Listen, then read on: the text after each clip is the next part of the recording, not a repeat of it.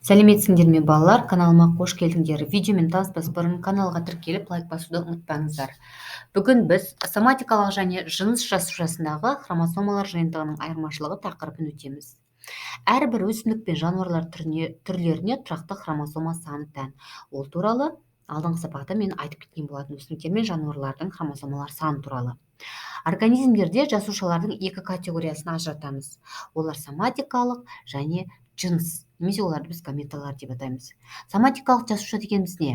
Олар барлық ұлпалар мен мүшелердің құрамында болады. Бұл жасушалар, олардың ядроларында диплоидты екі еселенген хромосомалар жиынтығы болады. Ди деген ол екі деген сөз грек тілінен енген. Ал жыныс жасушаларының ядросында хромосомалар жиынтығы керісінше екі есе аз болады. Ол жалғыз гаплоидты хромосомалар. Бұл да грек тілінен енген. Гаплос деген жалғыз деген мағынаны білдіреді. Егер орамжапырақтың диплоидты жиынтығы 18 болса, онда гаплоидты жиынтығы 9 хромосоманы құрайды. Диплоидты жиынтықта әрбір хромосоманың жұбы болады. Яғни олардың барлығы гомологты болып келеді. Пішіні, мөлшері бірдей хромосомаларды біз гомологты хромосомалар деп атаймыз. Тестте осы кездеседі. Гомологты хромосомалар дегеніміз не десе, пішіні мен мөлшері бірдей хромосомаларды айтамыз деп жауап бересіздер. Енді одан басқа әр түрге тән хромосомалардың жиынтығын кариотип деп атаймыз. Қазір оны мен үшінші слайдта сіздерге көрсетемін. Ол мысалы әйел адамның, ер адамның кез келген адамның диплоидты хромосоманың жиынтығын біз жалпы кариотип деп атаймыз. Бұл да тесттен неме келеді. Осылар салыстыру барысында осы хромосомалар жиынтығының түрлі белгілері, мөлшері, пішіні ескеріліп отырады.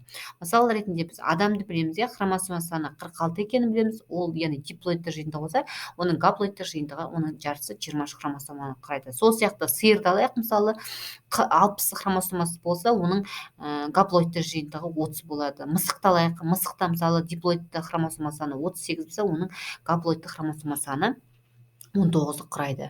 Осындай диплоидты және гаплоидты хромосомалардың әртүрлі жиынтығын біз білуіміз керек. Одан басқа дара жынысты жануарлар мен өсімдіктердің түрлерінің аталық және аналық дараларының арасында хромосомалық айырмашылықтар анықталған. Мысал ретінде біз дрозофила шыбынын алайық. Дрозофила шыбынының соматикалық жасушасында 4 жұп хромосома болады. Оның құрамына аталығы мен аналығы бірдей болатын 3 жұп хромосома кіреді. Оларды біз аутосомалар деп атаймыз. 4-ші жұп хромосома аталық пен аналық дараларында бірдей болады. Бұлар жыныс хромосомалар деп аталады. Өйткені организмнің жынысы осы хромосомалармен анықталады. Ол аналық екені, не аталық екені жыныс хромосомасы жауап береді. Бұл жыныс хромосомалары латынның X және Y әріптерімен белгіленеді. Бас әріптермен белгіленеді, балалар, есіме сақтап қалайық. Яғни X хромосома бұл аналық жынысты анықтайды, ал Y хромосома бұл аталық жынысты анықтайды. Бұлардың құрылысы, оларға жинақталған гендер бойынша бір-бірінен бұлар ажыратылып тұрады. Енді одан басқа адамда жалпы 46 хромосома болады. Бұл адамдағы, мен айттым, бағана айтып кеттім, ол диплоидты жиынтық болып келеді дедік. Енді ер адамдармен, яғни әйел адамдардың хромосомалық жиынтығы, мысалы ер адамдарда 44 аутосома болса, және оның екеуі XY, ол яғни жыныс хромосомасы болып келеді. Әйел адамдарда да 44 хромосома болады, аутосома болады, кешіріңіздер, аутосома болады, соның екеуі жыныс хромосомасы, ол XX.